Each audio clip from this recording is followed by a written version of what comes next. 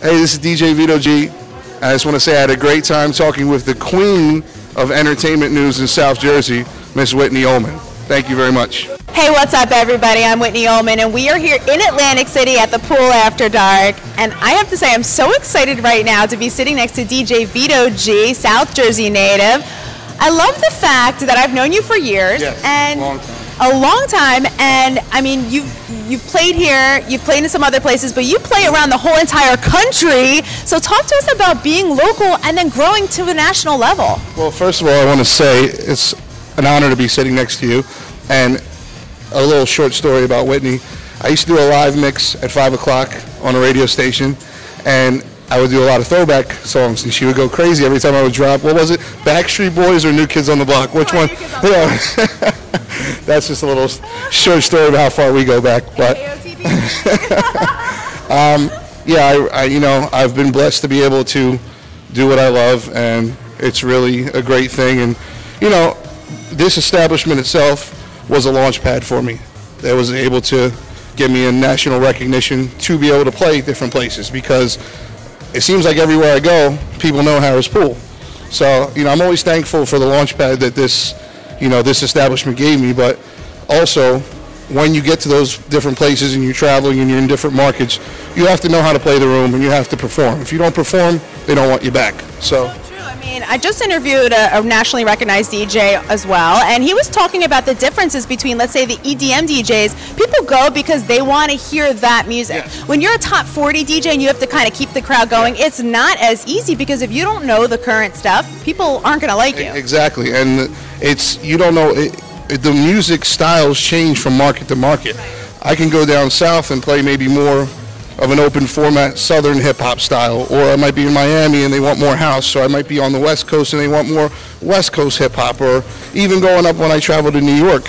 New York's a lot more fast-paced, so like here I might play a song and let it play out a little bit longer, but in New York they want it to move, because everybody, you know, it's that New York minute, like let's go, give us something else. In the club, you might go a direction and you know, they're just not feeling you, and you have to be able to change directions on the fly, and you have to get those people to spend money, dance, and have a good time. If not, everybody's looking at you. I mean, the pressure is on you, especially when you're in a club of this size, like the Pool After Dark. You have thousands of people here. You're the one DJ trying to keep everybody together. That's right. How do you know if the room isn't happy? Well, it's easy to see when you see a bunch of people standing around and kind of just, you know, sipping on their drink and not really moving. You know that either you might be going a little bit too old school for them or too new school. So you have to find that. I like to gauge, you know, I like to see, you know, if there's bachelorettes parties in the building, I want to see what their age range is. You know, if I know that they're, you know, 21 to, you know, 27, then I know that their old school range might have been from 2000 to 2006. Where myself, I'm 35, I'll give my age away. Almost. Me too, I'm 34. So my old school is like 85 to 98. Yeah. So I'm like, that's my jam! Like when you play something old school, I'm like, I love that! That's why we got along at the 1027 days, because I was always, you know, dropping those old school joints. Yeah, the thing is, the majority of the music is going to be the same. It's not that it's, you know, radio is radio across nationwide. So you're going to have your hit records that are going to go over pretty much in every portion, you know, every part of the country. It's just, it's the little stuff you do, the extra stuff, I don't know, maybe the microphone work or the crowd response that you try to get from them. You want the girls to scream. You want the guys you want the guys to be like, I like his style. Like I want to emulate his style. It's all. I live by the code. DJ told me you want the girls to want you and the guys to want to be like you. Oh, yeah. So you know it's kind of how I've always, you know, based my career. You know, not saying that, you know, I'm running around with all the girls, but you know, it's just whatever. That's cool. I mean, I love that motto. That is a good way to be, because then you're getting the whole entire crowd on your side, men and women, which is great. Exactly. Now, speaking, I mean, you've been in the business for so many years, and I know that you've seen the evolution of it. Yeah. And I know you're very vocal about properly compensating DJs. Yes. I think it's important that we talk about this because there are so many people in your same shoes. Yes. So let's talk about your opinion on compensation. I feel that I've always felt that, and a lot of owners, club owners don't agree with me, I feel like a DJ should at least get $1 a head or 50 cents a head for what's in the building. If you're running, and if you're playing like a 300-person room, you're playing a small lounge, yeah, you shouldn't maybe you shouldn't be making $1,500 a night, because even though you have to work hard in a small room, the volume isn't there, so therefore the bar can only make a certain amount of money. But if you're in these big rooms and you know that they're ringing $250,000 a night, and the DJ's walking away with a $300 check, and if he's really working his off and you're not compensating him, I think there's something wrong with that. And I think that it's these iPod DJs and these bedroom DJs that came out of nowhere and are getting hired. I think I'm not going to say they're to blame, but the people that are hiring them are not really doing their research on what a well-rounded quality DJ is. I mean, and that's the truth too, because someone like you with so much experience, yes, you have a following. So if someone doesn't pay you, why would you want to go there? That's the whole point, is they want people to come to their venues, so they would want to. It's advantageous for both of you. Right.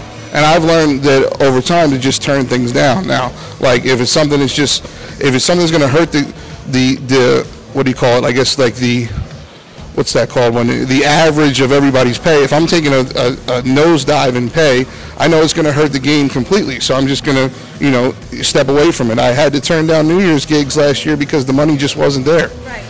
But it's part of the business. It's also very contingent to what's going on with society right now. Everybody's kind of, struggling. They're not doing as well as they used to. And even club owners and, promoters, they want to pay you less money. So. That's just the way it is. And speaking of, I guess the evolution of technology, I mean, even with reality shows, everybody thinks they're a chef nowadays. Everybody thinks they're a critic nowadays. Same thing with DJs. Everybody is like, oh, I have iTunes. I could be a DJ. Just it's like not easy. Anybody can grab a microphone and a camera and then just start interviewing people like they, out of their bedroom. And you've put your whole life into this, Exactly. It's so true. So what do you say to someone that's like, hey, I'm going to throw together my iTunes library and be like, hey, what's up? I'm at a party with my iTunes library. Well, I mean, look, if that's the route you're going to go, it's going to be short-lived. If you're going to put the work in and you're going to pay your dues, you're going to get something more out of it. But it's what you put into it. If you're only putting a little bit into it, you're not going to be able to climb that ladder and get to the level you want to. It's what you put into it. It's all the stuff I did from 98 to 2006 is the reason why I'm able to do this stuff now. Now, you've been doing this, like we said, for many years. You've had some fun stories, I'm sure. Tell us about some of your most memorable experiences up there. Okay, here's a funny story that you'll enjoy. Okay. There's one that was here. I'm going to take you back to the New Kids on the Block thing and Backstreet Boys thing. So I did a couple of parties I did some parties at Foundation Room with New Kids on the Block members, and I've also done parties with Backstreet Boys members. So we're on stage, and it's Nick Carter, Howie, and myself. And I'm like, he wanted me to run through a whole bunch of Backstreet Boys songs. He's like, let's have some fun or whatever. So I'm like, all right. So I get the crowd all pumped up. I'm like, you guys ready to hear some Backstreet Boys tunes? And Nick and Howie are like, yeah, Vito G, drop it. So the first record I played was an NSYNC record. Do that on purpose? Yeah. They turned and looked at me. They were like, bro. And the whole crowd was laughing. It was just funny. And then I'm like, I'm just kidding. And I went into like Everybody or something. And it worked out. But that was a fun. I've also had a lot of fun here with Pauly D. He's one of the residents. We've had some really good nights, alcohol-induced nights. So. Any fun stories with Pauly D? I will say this about Pauly. Oh, we're good. I will say this about Pauly. I don't know, I'm going to get in trouble for this, but the more he, sips on his champagne, the more hip-hop he goes, and I'm a hip-hop head myself, so as he starts, sipping on that Dom Perignon, he starts taking me back to high school, and playing all, because he's around the same age as I am. You rapping Vanilla Ice? Exactly, we start, the next thing you know, we're doing Vanilla Ice and Jay-Z songs. Yeah, right. Yeah, right, and Puffy and all that. That's so funny.